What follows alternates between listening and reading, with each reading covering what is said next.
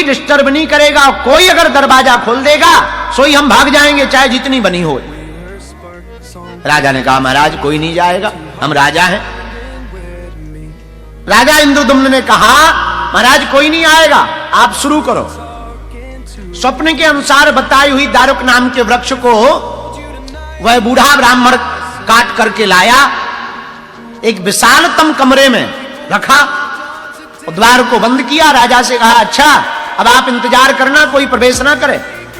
राजा वैष्णव था, आज्ञा मानी। कई दिनों तक वह ब्राह्मण बाहर नहीं निकला। रोज खटखट की आवाज आवे, राजा सुनता रहे। एक दिन आवाज नहीं आई, इन्हें लगा कहीं ऐसा तो नहीं कि खटखट करते ही खटापट हो गया, कुछ गड़बड़ हो गई, खटखट की आवाज ही नहीं आ रही। सो तो नहीं गए, जैसे ये देखो कथा में सो रहे हैं कलकत्ता वाले, सोने दो, ये भी बड़ा सुख है। हाँ, तो राजा को लगा कि कुछ गड़बड़ तो नहीं है, खूब रोका अपने आप को। जब आवाज नहीं आई तो राजा ने ही द्वार को खोल दिया। द्वार को खोला तो मूर्ति अधूरी बनी थी, हाथ पूरे बन नहीं पाए थे, ऐसे ही थे, यहां तक पैर भी नहीं बन पाए थे। और वह बूढ़ा ब्राह्मण अंतर ध्यान हो गया था। राजा समझ गए हमसे बड़ी भूल हुई। वो ब्राह्मण कोई और नहीं, साक्षात श्री विश्वकर्मा जी थे। पर अब क्या है, अब तो मूर्ति का प्रण था, एक बार में ही बनेगी, तो कोई बनते हुए देखे ना। बड़ा मन में ग्लानि छाई, खूब रोने लगे इंद्रदुम्न, मन में पीड़ा हुई, खूब रोने लगे। तब रात्रि काल में फिर जगन्नाथ प्रभु प्रकट हुए। बोले भैया हमारी इतनी ही इच्छा थी, हम अधूरे नहीं हैं, पूरे हैं। और एक काम करो, स्थापना करवाओ। आज से नीलांचल पर्वत के मध्य में पूरी क्षेत्र में हम सदा सदा के लिए ही विराजमान होंगे। दोनों भुजाएं भगवान की आगे की तरफ। एक कथा और सुनो। एक कथा आती है कि जब श्री ठाकुर जी द्वारका के राजा बन गए तो एक दिन यशोदा मैया, देवकी, सुभद्रा मिलने गई। तो रानियां जो भगवान की थी 16,108, वो सब बड़ी प्रसन्न भई। सासू माँ आई तो बड़ा स्वागत किया, प्रणाम किया, विराजमान करवाया। 2-3 दिन तक जब बीत गए तो रानियों ने, जो रानियां थी 16,108, उसमें 8 पट रानियां थी। रुक्मणी, सत्यभामा, मित्रविंदा, लक्ष्मणा, भद्रा, ये सब भगवान की पट रानियां हैं। तो ठाकुर जी और दाऊ भैया तो बाहर, राजा थे तो कामकाज रहता था खूब। तो रानियों ने कहा कि हमने सुना कि ठाकुर जी की लीलाएं बड़ी अद्भुत थी बचपन की, हमें सुनाओ। यशोदा मैया बोली हम सुना नहीं सकते। क्यों? बोले अगर हमने यह कथा बाल लीला की, वृंदावन की सुनाई और कहीं धोखे से ठाकुर जी ने सुन ली तो रानियों, बेटियों, बहुओं, एक बात तय है, ठाकुर जी एक क्षण बिना विलंब किए आज ही वृंदावन वापस लौट जाएंगे, आज ही वापस लौट जाएंगे, एक क्षण बिना विलंब किए। इसलिए हम ये कथा नहीं सुना सकते, वो बातें नहीं सुना सकते, वो ब्रज का प्रेम नहीं सुना सकते। तो रानियां बोली आप चिंता मत करो, सुनना तो हमें है, माता जी सुनना तो है, चाहे जो हो जाए, दरवाजा बंद कर दो। यशोदा मैया बोली वो राजा है हमाओ लाला, छोरा हमाओ राजा है, वहां को कौन दरवाजे में बंद करे, कौन न आने देवे, भाई की खटिया खड़ी हो जाएगी। तो एक प्लान बनाया। बोले क्या? बोले एक काम करते हैं, सुभद्रा जी को दरवाजे पे लगा देते, ये दरवाजे पर रखवाली करेंगी, एंट्री नहीं देंगी, कह देंगे कोई जरूरी मीटिंग चल रही। तो सुभद्रा जी की बात दाऊ भैया भी मान जाएंगे और ठाकुर जी भी मान जाएंगे। हाँ ये बढ़िया है। दरवाजे पे सुभद्रा जी को खड़ा कर दिया। अब यशोदा मैया ठाकुर जी की मधुर मधुर बाल लीलाओं को सुनाने लगी। आहा, वो ब्रज की लीलाएं, वो यमुना का किनारा, वो बंसीवट, वो गोवर्धन की लीला, वो अघासुर बकासुर का मारना, वो पूतना का उद्धार करना, तृणावर्त का उद्धार करना, वो ब्रजांगनाओं पर कृपा करना, वो नंद बाबा को वरुण देव से छुड़ा कर लाना, वो 7 दिन तक गोवर्धन पर्वत को धारण करना, वो बंसी का बजाना, वो गोपियों के प्रति स्नेहत्व प्रकट करना, वो मां के हाथ से मक्खन खाना। एक एक लीला को यशोदा मैया सुनाने लगी और ज्यों सुना में सोई आंखें बंद हो गई और इतनी डूब गई कि रानियों को भी खबर नहीं रहा। वो भी सब आंख बंद करके एकदम देख रही हैं। जो जो यशोदा मैया बोलती जा रही वो आंख बंद करके एकदम देख रही। उधर दरवाजे पर खड़ी सुभद्रा जी को भी नहीं रहा गया। माधुर्य लीला का श्रवण करके, माधुर्य लीला का आस्वादन करके सुभद्रा जी भी तन्मयता के साथ डूब गई। इतने में मध्य में ही श्री ठाकुर जी और दाऊ भैया और मैया को अपनी मधुर मधुर बाल लीलाओं को सुनकर इतनी भाव विभोर देखकर ठाकुर जी और दाऊ भैया भी वहीं पर खड़े रह गए। और भैया रोकने वाले थे पर दोनों हाथ ऐसे ही रह गए, दाऊ भैया के और ठाकुर जी के, उधर सुभद्रा जी के। और तीनों कथा सुनते सुनते पिघलने लगे, शरीर पिघलने लगा। और जब शरीर पिघलने लगा तो पिघलते पिघलते तीनों का स्वरूप इतना बचा। इतने में नारद जी आ गए और नारद जी चिल्लाए, अरे मैया ये क्या कर रही है तू? और जहां आंखें खोली तो देखा ठाकुर जी के दोनों हाथ ऐसे हैं और पिघलते जा रहे हैं। सुभद्रा बहना के दोनों हाथ ऐसे हैं, पिघलते जा रहे हैं। उस स्वरूप को देख करके नारद जी महाराज अद्भुत रह गए। भैया जब मैया अपने लाला की मधुर मधुर लीलाओं को सुना रही थी तब 22 समय ठाकुर जी जब मध्य में आए, अपनी ही लीलाओं को सुनकर के और रानियों को भाव विभोर देखकर, मैया को भाव विभोर देखकर ठाकुर जी की आंखें फटी की फटी रह गई। वही कारण से आज भी जगन्नाथ महाप्रभु की आंखें बड़ी बड़ी हैं। अब तीनों से कहा, आप तीनों विराजमान हो, ये स्वरूप आज तक काऊ ने नहीं देखा। नारद जी बोले, सरकार ये स्वरूप आज तक काऊ ने तुम्हारा नहीं देखा, हम तो यही स्वरूप के दर्शन करना चाहें। तब भगवान ने नारद जी को कहा कि जाओ हम तुमको आशीर्वाद देते हैं, इसी स्वरूप में नीलांचल पर्वत के मध्य में जगन्नाथपुरी में भगवान जगन्नाथ के रूप में हम विराजमान होंगे। कोई भी डिस्टर्ब नहीं करेगा, कोई अगर दरवाजा खोल देगा सोई हम भाग जाएंगे, चाहे जितनी बनी हो। राजा ने कहा, महाराज कोई नहीं जाएगा, हम राजा हैं। राजा इंद्रदुम्न ने कहा, महाराज कोई नहीं आएगा, आप शुरू करो। स्वप्न के अनुसार बताई हुई दारुक नाम के वृक्ष को वह बूढ़ा ब्राह्मण काट करके लाया, एक विशालतम कमरे में रखा और द्वार को बंद किया। राजा से कहा, अच्छा अब आप इंतजार करना, कोई प्रवेश ना करे। राजा वैष्णव था, आज्ञा मानी। कई दिनों तक वह ब्राह्मण बाहर नहीं निकला। रोज खटखट की आवाज आवे, राजा सुनता रहे। एक दिन आवाज नहीं आई, कहने लगा कहीं ऐसा तो नहीं कि खटखट करते ही खटापट हो गया, कुछ गड़बड़ हो गई, खटखट की आवाज ही नहीं आ रही। सो तो नहीं गए, जैसे ये देखो कथा में सो रहे हैं कलकत्ता वाले। सोने दो, ये भी बड़ा सुख है। हाँ, तो राजा को लगा कि कुछ गड़बड़ तो नहीं है, खूब रोका अपने आप को। जब आवाज नहीं आई तो राजा ने ही द्वार को खोल दिया। द्वार को खोला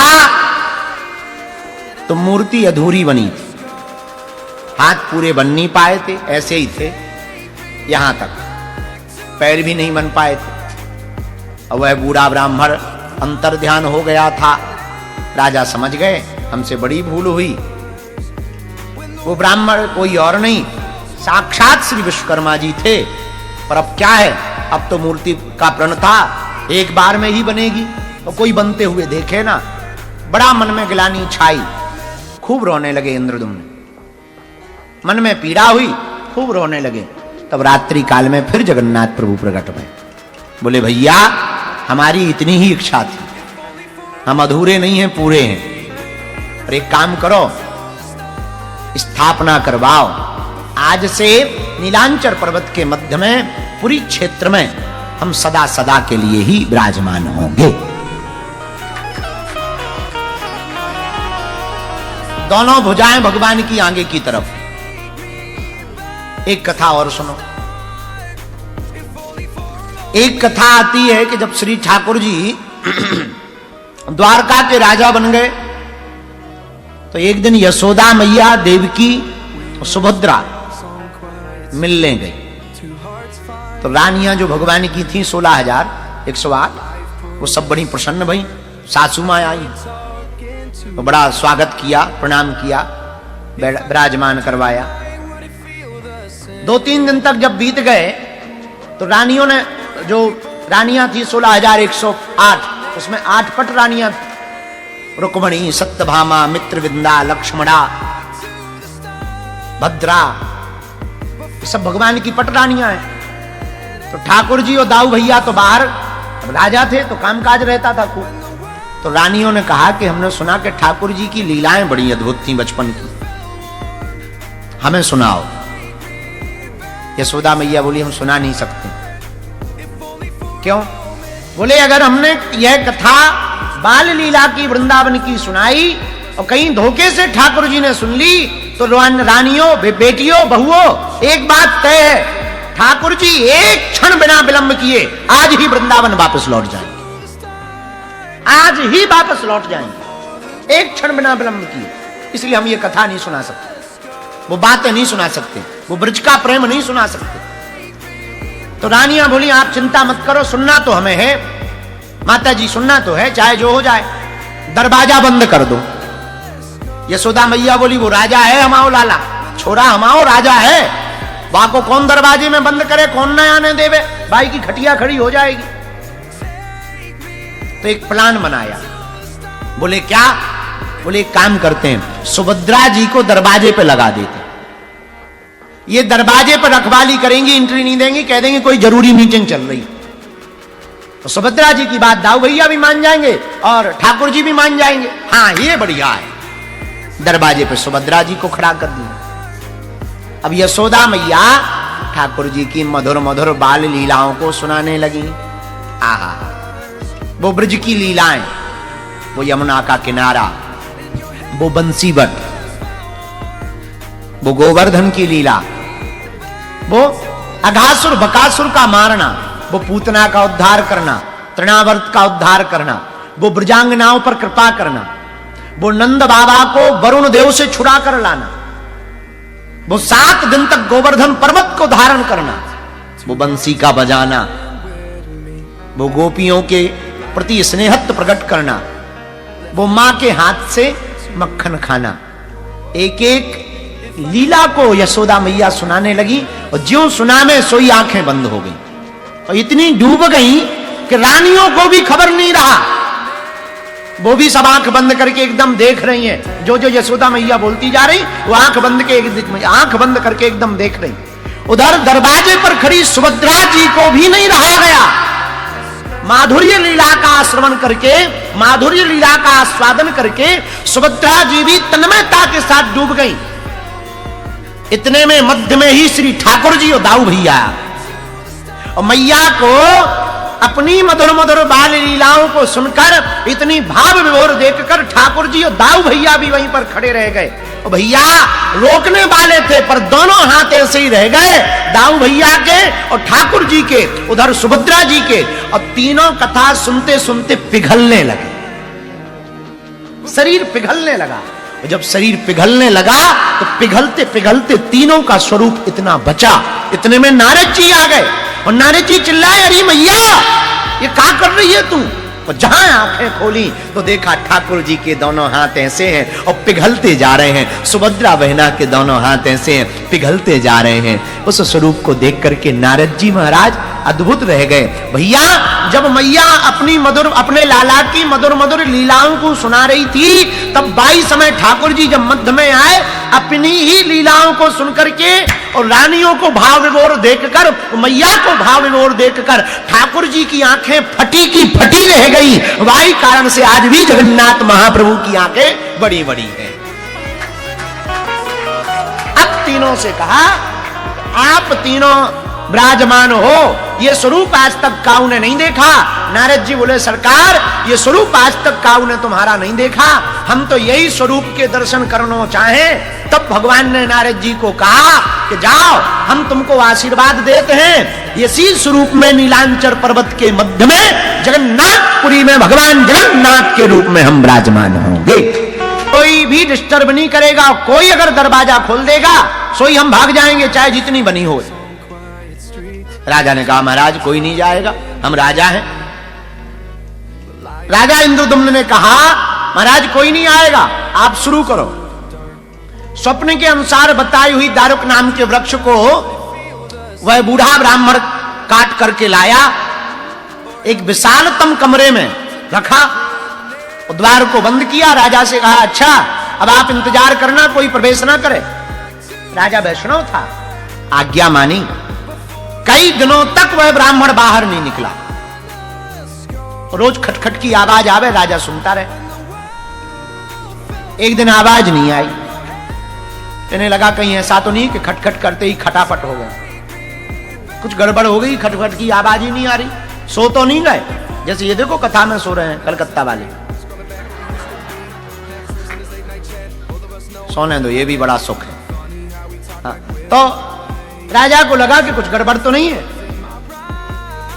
खूब रोका अपने आप को। जब आवाज नहीं आई तो राजा ने ही द्वार को खोल दिया। द्वार को खोला तो मूर्ति अधूरी बनी थी, हाथ पूरे बन नहीं पाए थे, ऐसे ही थे, यहां तक पैर भी नहीं बन पाए थे। और वह बूढ़ा ब्राह्मण अंतर ध्यान हो गया था। राजा समझ गए हमसे बड़ी भूल हुई। वो ब्राह्मण कोई और नहीं, साक्षात श्री विश्वकर्मा जी थे। पर अब क्या है, अब तो मूर्ति का प्रण था, एक बार में ही बनेगी, तो कोई बनते हुए देखे ना। बड़ा मन में ग्लानि छाई, खूब रोने लगे इंद्रदुम्न, मन में पीड़ा हुई, खूब रोने लगे। तब रात्रि काल में फिर जगन्नाथ प्रभु प्रकट हुए। बोले भैया हमारी इतनी ही इच्छा थी, हम अधूरे नहीं हैं, पूरे हैं। पर एक काम करो, स्थापना करवाओ। आज से नीलांचल पर्वत के मध्य में पुरी क्षेत्र में हम सदा सदा के लिए ही विराजमान होंगे। दोनों भुजाएं भगवान की आगे की तरफ। एक कथा और सुनो। एक कथा आती है कि जब श्री ठाकुर जी द्वारका के राजा बन गए तो एक दिन यशोदा मैया, देवकी, सुभद्रा मिलने गई। तो रानियां जो भगवान की थी 16,108, वो सब बड़ी प्रसन्न भई। सासू मां आई तो बड़ा स्वागत किया, प्रणाम किया, विराजमान करवाया। 2-3 दिन तक जब बीत गए तो रानियों ने, जो रानियां थी 16,108, उसमें 8 पट रानियां थी। रुक्मणी, सत्यभामा, मित्रविंदा, लक्ष्मणा, भद्रा, ये सब भगवान की पट रानियां हैं। तो ठाकुर जी और दाऊ भैया तो बाहर, राजा थे तो कामकाज रहता था खूब। तो रानियों ने कहा कि हमने सुना कि ठाकुर जी की लीलाएं बड़ी अद्भुत थी बचपन की, हमें सुनाओ। यशोदा मैया बोली हम सुना नहीं सकते। क्यों? बोले अगर हमने यह कथा बाल लीला की वृंदावन की सुनाई और कहीं धोखे से ठाकुर जी ने सुन ली तो रानियों, बेटियों, बहुओं, एक बात तय है, ठाकुर जी एक क्षण बिना विलंब किए आज ही वृंदावन वापस लौट जाएंगे, आज ही वापस लौट जाएंगे, एक क्षण बिना विलंब किए। इसलिए हम ये कथा नहीं सुना सकते, वो बातें नहीं सुना सकते, वो ब्रज का प्रेम नहीं सुना सकते। तो रानियां बोली आप चिंता मत करो, सुनना तो हमें है माता जी, सुनना तो है, चाहे जो हो जाए, दरवाजा बंद कर दो। यशोदा मैया बोली वो राजा है हमाओ लाला, छोरा हमाओ राजा है, वहां को कौन दरवाजे में बंद करे, कौन न आने देवे, भाई की खटिया खड़ी हो जाएगी। तो एक प्लान बनाया। बोले क्या? बोले एक काम करते हैं, सुभद्रा जी को दरवाजे पे लगा देते, ये दरवाजे पर रखवाली करेंगी, एंट्री नहीं देंगी, कह देंगे कोई जरूरी मीटिंग चल रही। तो सुभद्रा जी की बात दाऊ भैया भी मान जाएंगे और ठाकुर जी भी मान जाएंगे। हाँ ये बढ़िया है। दरवाजे पे सुभद्रा जी को खड़ा कर दिया। अब यशोदा मैया ठाकुर जी की मधुर मधुर बाल लीलाओं को सुनाने लगी। आहा, वो ब्रज की लीलाएं, वो यमुना का किनारा, वो बंसीवट, वो गोवर्धन की लीला, वो अघासुर बकासुर का मारना, वो पूतना का उद्धार करना, तृणावर्त का उद्धार करना, वो ब्रजांगनाओं पर कृपा करना, वो नंद बाबा को वरुण देव से छुड़ा कर लाना, वो 7 दिन तक गोवर्धन पर्वत को धारण करना, वो बंसी का बजाना, वो गोपियों के प्रति स्नेहत्व प्रकट करना, वो मां के हाथ से मक्खन खाना। एक एक लीला को यशोदा मैया सुनाने लगी और ज्यों सुना में सोई आंखें बंद हो गई और इतनी डूब गई कि रानियों को भी खबर नहीं रहा। वो भी सब आंख बंद करके एकदम देख रही हैं। जो जो यशोदा मैया बोलती जा रही वो आंख बंद करके एकदम देख रही। उधर दरवाजे पर खड़ी सुभद्रा जी को भी नहीं रहा गया। माधुर्य लीला का श्रवण करके, माधुर्य लीला का आस्वादन